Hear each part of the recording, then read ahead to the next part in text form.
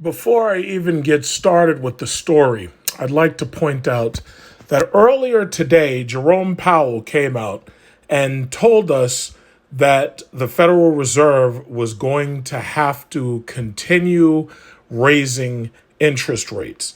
And as you can see by all of this red throughout the stock market, and also coincidentally throughout the cryptocurrency market, there was a massive sell-off today as the Dow dropped from open at 33,293 to right now it's 32,519. So I just wanted to point that out. Now this also comes 2 days after current President Biden announced that there would be $10,000 in student loan forgiveness. And he claimed that student loan payments, which are currently paused, will be continued at the very end of this year. So just let's understand this for historical reference, because if you watch this video 5 or 10 years from today, which is August 26, 2022, for historical reference, I just want you to understand that there is an election coming up for the House and the Senate, and all of the midterm elections specifically. And obviously, the Democrats are doing their best to buy as many votes as possible. But many people don't think the $10,000 loan forgiveness was enough. The NAACP openly came out and said that they wanted $50,000. They don't care how much money is forgiven, and they don't care what the economic consequences are, just so long as their constituents get what they want. And considering how, and again, this is for historical purposes that I'm saying this, but considering how much money that this country wastes on the military-industrial complex, when Russia can invade Ukraine, flatten most of it, and America can't do much except sell them used weapons, can't give them advanced technology to halt Russia from flattening Ukraine, can't give them F-35s. The best thing I believe we gave them was HIMARS rocket systems, and that's it. The other countries that wanted to give Ukraine advanced fighter technology were prohibited from doing so by America-controlled NATO. Why? Because the last thing they want to do is give the Russians a reason to expand their warfare from Ukraine to all of those surrounding NATO countries. Because if any of those NATO countries make a move against Russia and Russia counterattacks, that would mean that all of NATO has to get involved. So they have actually disallowed giving them this technology. And you wonder, well, what's that got to do with anything? We handed Ukraine $40 billion. And the question is, for what? When I criticize how much money we've wasted on the military-industrial complex and the welfare-industrial complex, the first thing somebody wants to do is they want to give me a comment that says, oh, yeah, well, we gave Ukraine $40 billion. Well, I wasn't for that either. Don't think that just because I omit something that I'm for it. I'm not for it. I would have never given them that money. In fact, if I was your leader, I would have never put offensive weapons in countries bordering Russia in the exact same manner that if you watch the movie 13 Days and learn about the Cuban Missile Crisis, since most of y'all don't pay attention in school and haven't paid any attention to your social studies classes, if you watch the movie 13 Days, you'll understand very quickly that by putting offensive missiles in Cuba, it prompted America to impose sanctions and a quarantine on Cuba, which has basically lasted to this day. So one of the reasons why, and they don't talk about it, but one of the reasons why, and it is discussed in the movie, that Russia or the Soviet Union at the time put missiles in Cuba was because America had missiles in Turkey. And those missiles in Turkey, the Jupiter missiles, were pointed at Russia or the USSR at the time. So the issue ultimately is you've got this constant antagonism, which has only served to give us a reason to expand the military industrial complex. So if you want to say that this is off topic, no, it's not. If we weren't spending $400 million on F-22s, $2 billion on B-2 bombers, and all of this technology that when it actually comes down to it, we can't even use, because the only countries you'd need to use it against are nuclear armed, and in a pinch, they can shove a nuclear bomb up your ass an entire continent away, then what's the point? Why are you spending this kind of money when all you can do is training exercises? I think that, and I'm going to get off this because, the problem is I like to do it at tangents. But if y'all saw the movie Top Gun and you saw the movie Top Gun Maverick, the thing that I found so interesting about Top Gun Maverick is the only countries in the world that have enough money and sophistication to have an underground nuclear weapons program have anti-air defenses of that quality and have the money to buy fifth generation stealth fighters that fell in the movie. Those countries are nuclear armed. You're basically talking about Russia, China, possibly Iran. But guess what? No matter how much money you spend on stealth fighters and shit, you can't fight those countries because they've got nuclear weapons. They've got nuclear ballistic intercontinental missiles. So you're not fighting them. So you're wasting your money at Lockheed Martin. You're wasting your money sending money over there to Ukraine. And the inevitable outcome is that Russia's going to win anyway. So when Russia finally does win, my question is, well, where's my $40 billion? As an American taxpayer, I have a right to ask that question. Where'd my money go?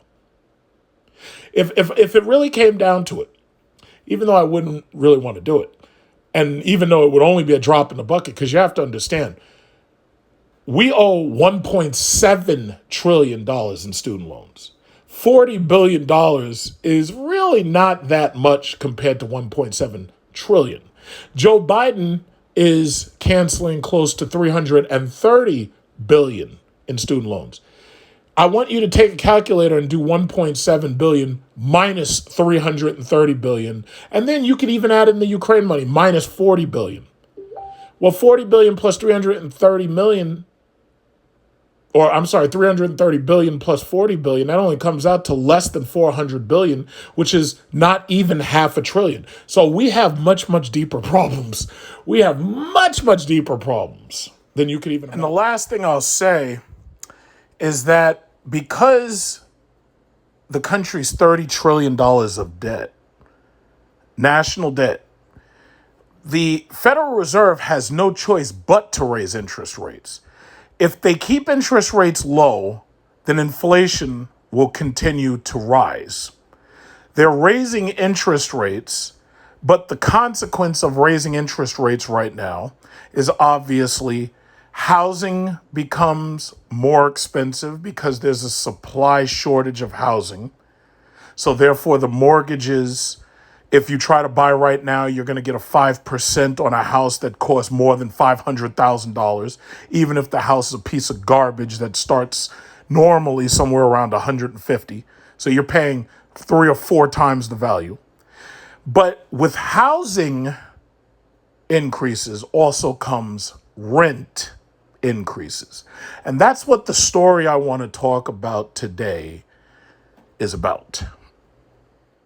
The Biden administration may have forgiven $10,000 of student loans, but as I've already pointed out, and as has already been pointed out, the average loan holder holds $40,000 worth of debt for student loans. Now, that doesn't include all of these people who actually have $100,000 or more. But ultimately, I personally believe right now, based on what we've seen and based on the very short-term historical example, that we're going to end up facing hyperinflation.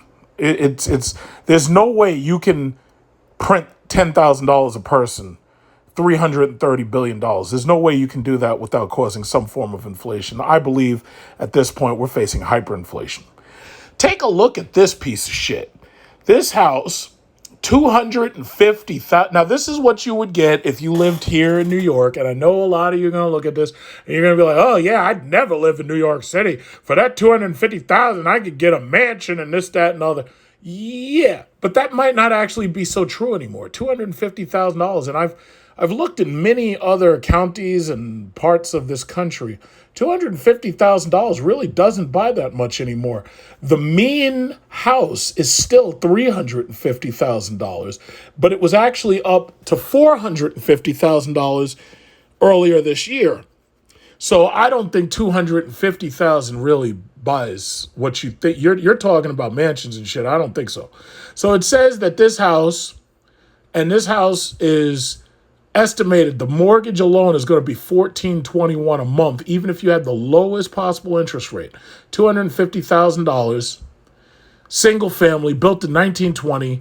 They have no data on what's heating it. My guess is it's probably gas, could be oil, but I'll know when I look at the pictures closely.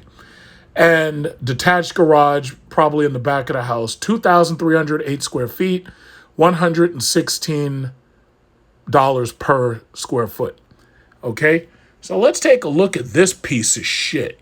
So anyway, this is the house. Look at this. So you're living right next door to this ugly ass, looks like it's a place in Riyadh, ugly ass house. Like when you see like those war movies where they're at war in Afghanistan, that's what this shit looks like. And that right there's a balcony.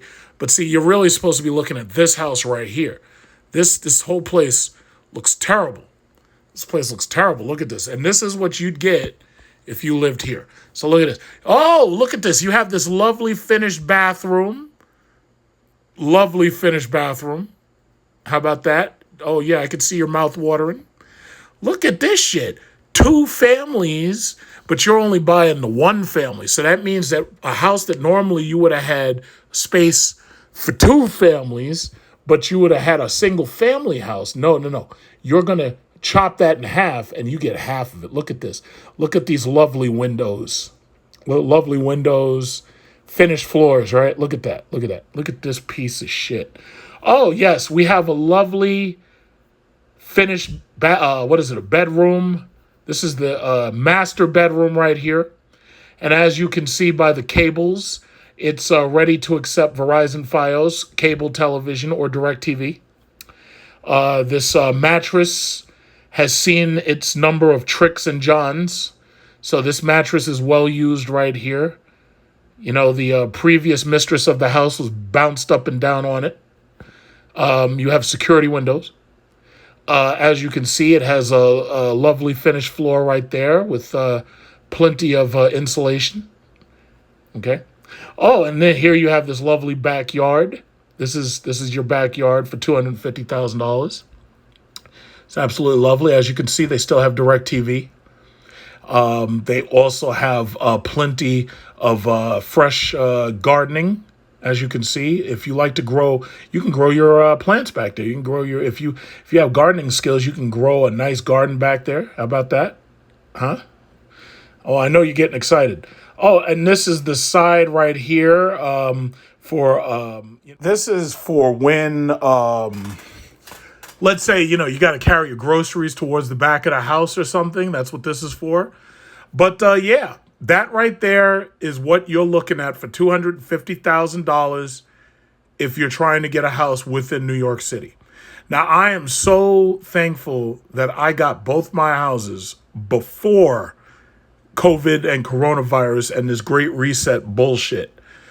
I am so happy because there are people, I'm hearing the horror stories, people paying rent.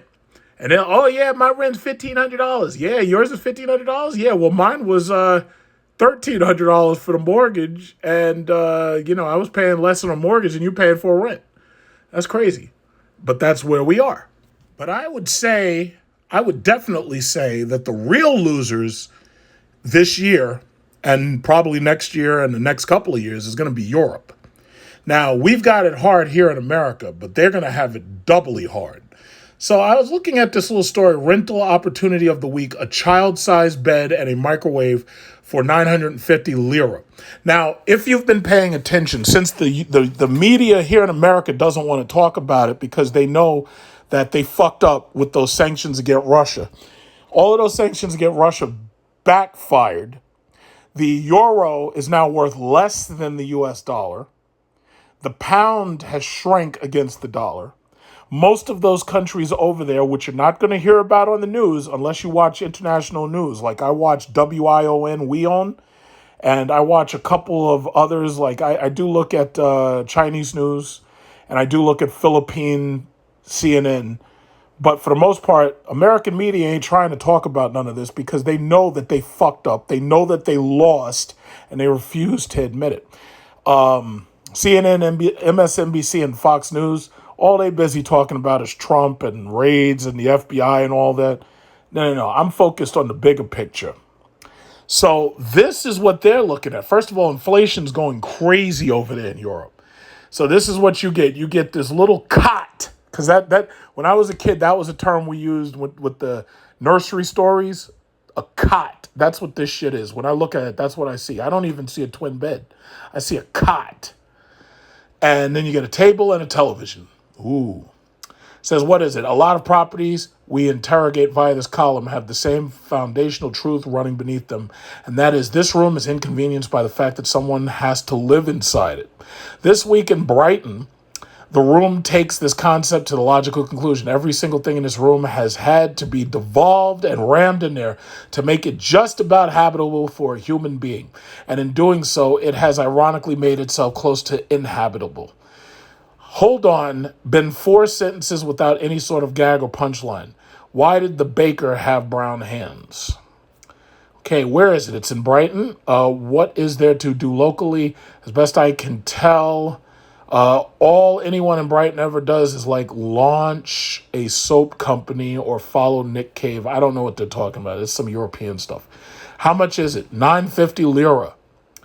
One aspect of property listings typed up single finger by an estate agent that I consistently find interesting is who they imagine could live in the flat they're renting. Well, let's just go straight to the photos. I'll leave you the link so you yourself can look at this. So you see these? These are the photos. You take a good look at that real quick. Look at that. So doesn't this look exciting? Look at that. You got a little... It's not even a kitchen. It's like a table in the middle of the bedroom floor. Like it's ridiculous. It's absolutely ridiculous. It's a damn shame. It's a damn shame. So you got a little microwave up there. This right here. I look at these photos. You see these photos? This looks terrible. It's like there's not even enough space for the plants to grow. You've got a clothes rack where you can only put like 5 things up. This is terrible. Wardrobe is crammed in there. Old TV you don't use anymore. You got the television right there. The hob is a single burner on top of a work surface. And if you want to heat 2 things up at once, then actually you can fuck off.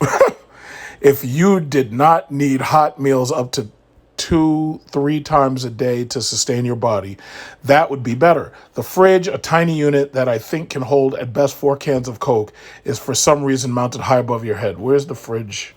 Where's the picture of the fridge? Oh, there it is. So the fridge is mounted next to the microwave. So basically, there's a single hot pan, which is an electric heater. There's a microwave, a hot coffee pot that gets hot like electrically. Looks like this is a radiator next to the wall. And then there's a poster. And that poster needs to go because it's taking up space. And that's basically what you're getting. Now, understand something. Here in New York City, a room even this size, believe it or not, even a room this size would go for between, depending upon how generous you are, this would go for between $800 to $1,000 a month. If it's private and there's nobody else living there, you could get about $1,000 a month for this little pathetic room. But that's about it. $1,000 a month. Look, and you see this. Let me tell you something. You see this toilet right here? This toilet pisses me off. Now, there's a simple reason why. I have a barber, and I've told this guy for the longest. I'm like, yo, listen, because your barber bathroom is so small, what you should do is you should get one of those prison toilets that has the sink that's built right into the top of the toilet. And if you haven't seen those, like if you go on, what is it? If you go on eBay, and you type prison, no, wait, no. Sink toilet combo. Yes. This is what they have. They have like toilet bowl covers that actually have the sink built right into the top of them. So if you really got to save that kind of space, this is perfect for making it more hygienic. This is perfect for making it more and more hygienic. Now, these are the real prison ones right there. This is some prison shit. Now, they say it's military, but basically, as I've taught you, the public schools, the military, and the prisons are basically the same thing in this country. So we call it the military industrial complex, the school industrial complex, the prison industrial complex. So you've got the ultimate in space-saving technology. You've got this sink-toilet combination right there. Sink-toilet combination. And right there, sink and toilet built into one. Now, there's not a lot of options for it, but typically this is what you're looking for. So this is it's a topper that you put on top of the toilet, and it runs on the water within the toilet in order to give you sink water. Because basically, if you really think about it, the plumbing that comes into your bathroom, the cold water line goes to your toilet, but it also splits and it goes to your sink anyway. So it's not like this is something new. It's just that it's more aesthetically efficient, I would say. And it's only $139. This is actually pretty cool. So I think that this they don't even call it a bathroom. They call it a water closet. I think this water closet could be updated with a toilet sink combination. That's what I think. And I think that would help save a lot of space, because as far as I can see, I don't see a shower or anything. Let me see what it says about the bathroom. It says the toilet is mounted at a diagonal angle. The cistern at the back, a special corner-shaped cistern. The window, I don't see them say anything about a shower or anything. So my guess is, there's got to be a shower of some type. How are you supposed to wash your scooch? Especially if you're a woman, you got to get that hygiene in there. Otherwise, you're going to have bad pH. How are you supposed to wash down there? There's got to be a shower or something. I don't see a bathroom sink unless they expect you to wash up in the kitchen sink. You're going to come to work every day smelling like shit. Well, that's it. So this is 950 lira. So you tell me, what do you think about that? Do you think you could hang with modern real estate? Because one thing is for certain. After this Biden welfare handout with the student loan nonsense, after this goes through and that hyperinflation hits, whether you think now I'm specifically talking to people who are currently living with their parents in their mama's basement or their daddy's attic, want to move out because you have no freedom. Your mom's yelling at you. Everything your mom wants, she has to call your name. Everything your dad wants, he's calling your name. I'm specifically talking to y'all. Y'all think y'all can afford this at 950 lira? Basically, it's about $1,000. Y'all think y'all can afford this at about $1,000 a month, give or take? You tell me.